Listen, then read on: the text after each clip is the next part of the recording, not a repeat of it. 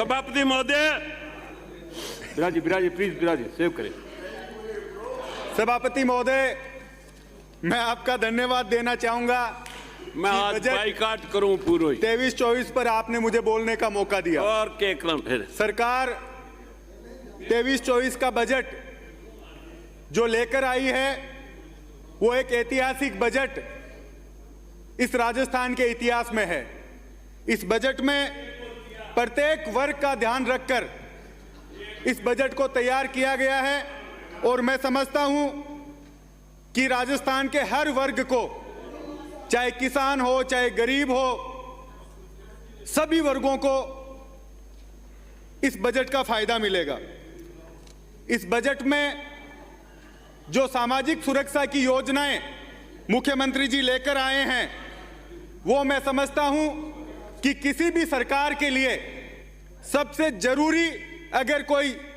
योजना लाना है या बजट लाना है तो वो योजनाएं होगी,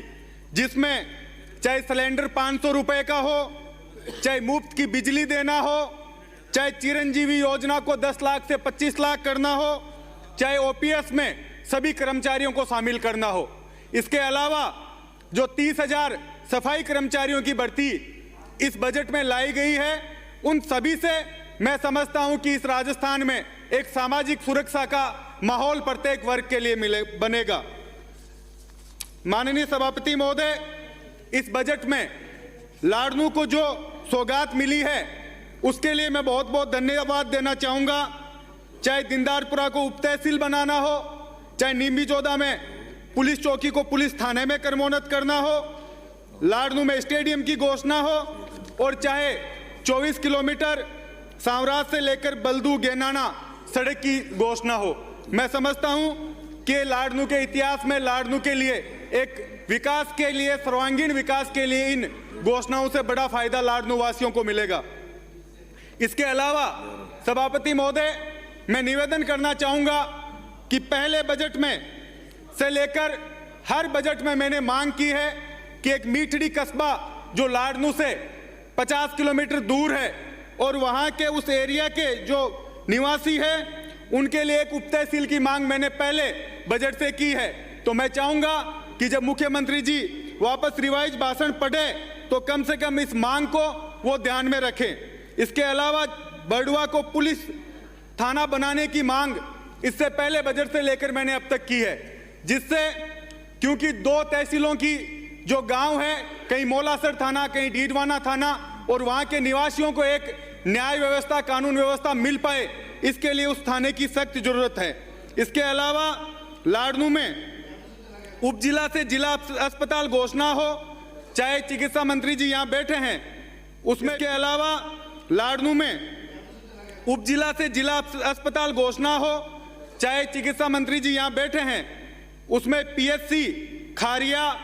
ध्यावा, कसुम्बी, सूपका, गिडोदा, इन गांवों में पीएचसी की मांग मैंने पहले भी उठाई है और मैं चाहूंगा कि इन गांवों को चिकित्सा के तौर पर यह सौगातें मिले। सीएचसी के रूप में चाहे दयालपुरा हो, जसवंतगढ़ हो, बल्दू हो, रताऊ हो, ये बड़े गांव हैं सभापति महोदय, और इनमें चिकित्सा के लिए कम से कम सीएचसी पीएचसी से क्रमोन्नत होकर इन गांवों में खुले। इसके अलावा सभापति महोदय, जो जीएसएस की मांग मैंने बजट में उठाई थी उनमें लोडसर, गेनाना, मणु ये गांव है जहां बिजली की व्यवस्थाएं प्रॉपर नहीं हो पा रही। इसकी वजह से इन गांवों में जीएसएस नए मांग मैंने की थी, इन गांवों की उन मांगों को पूरा किया जाए। इसके अलावा सभापति महोदय, मुख्य तौर पर जो पहले बजट में रिको की घोषणा लाडनू में हुई उसका काम अभी तक प्रारंभ नहीं हुआ है। वह जो ट्रॉमा सेंटर बजट में घोषणा हुई, स्टाफ लाडनू अस्पताल में लगा दिया गया है, लेकिन दूरी की वजह से जो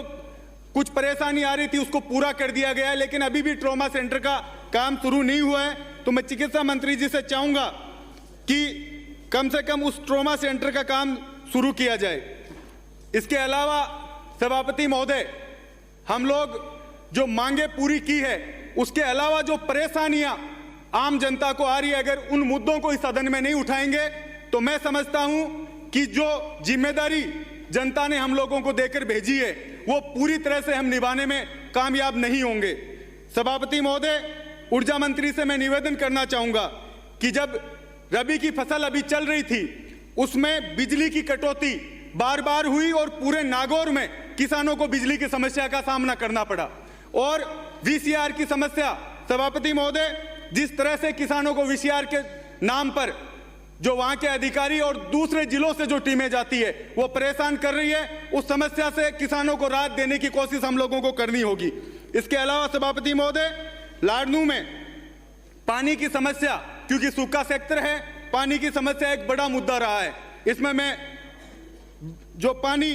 के नए नलकूप और हैंडपंप की मांग मैंने की है, मैं चाहूंगा कि उनकी मांग पूरी यह सदन करे। इसके अलावा पीएचडी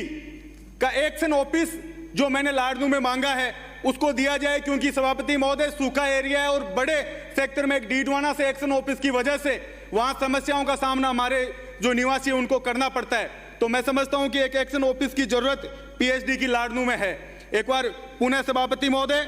जो बजट सरकार लेकर आई और जिस तरह से हर वर्ग का ध्यान रखा गया है और जिस तरह से एक राजस्थान में सामाजिक सुरक्षा का माहौल आम जनता में बना है कि चाहे राम रूठे लेकिन राज कम से कम उन लोगों का ध्यान रखेगा, तो मैं इसके लिए मुख्यमंत्री जी का और सरकार का बहुत बहुत धन्यवाद देना चाहता हूं और आपका धन्यवाद देना चाहता हूं कि आपने मुझे बोलने का मौका दिया।